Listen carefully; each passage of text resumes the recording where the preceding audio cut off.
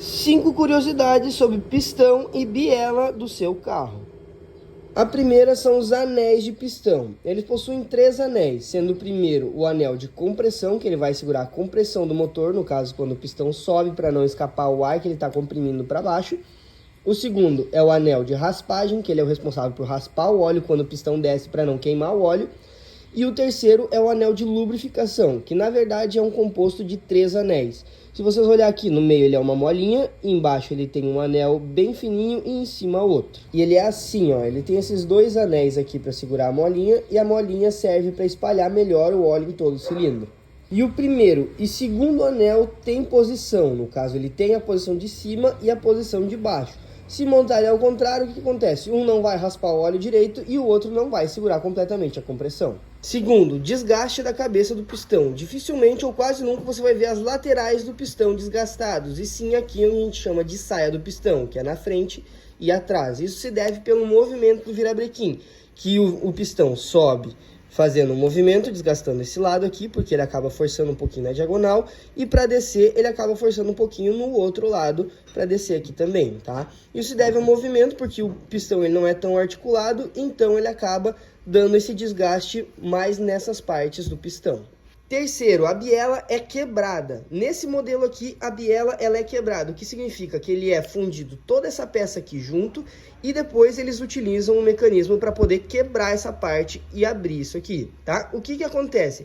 Ele acaba com os poros do metal, tá? Se eu, por acaso, tirar isso aqui, inverter e só encostar ou ficar alguma sujeira nesse meio aqui, quando eu apertar ou encostar isso aqui, ele vai acabar dando esmagamento dessa junção e ele não vai mais dar uma junção perfeita dessa biela, fazendo com que fique folgado, tá? Então, de modo algum, pode inverter isso aqui, nem nada. Por isso ele já vem até com marcação de lado, tá? Pode ver que um lado não tem o 2 e o outro lado tem o 2, para não correr o risco de inverter. Porque se inverter, pode ter certeza que vai precisar trocar a biela. Olha só como ele é totalmente irregular aqui a biela, ó, tá vendo? Ele não é lisinho, polidinho como normalmente, mas quando tu junta ela, ela dá um encaixe perfeito, tá?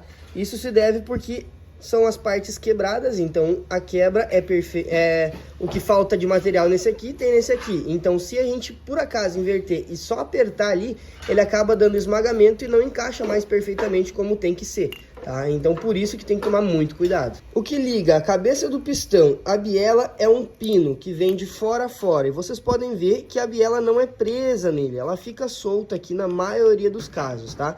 Então esse pino vem com uma presilha desse lado para ele não escapar, e desse também para não escapar para nenhum dos lados, tá? Normalmente esse pino ele é colocado com diferença térmica, tá? Ou eles esquentam as peças e colocam o pino, ou eles esfriam o pino para colocar mais facilmente, tá?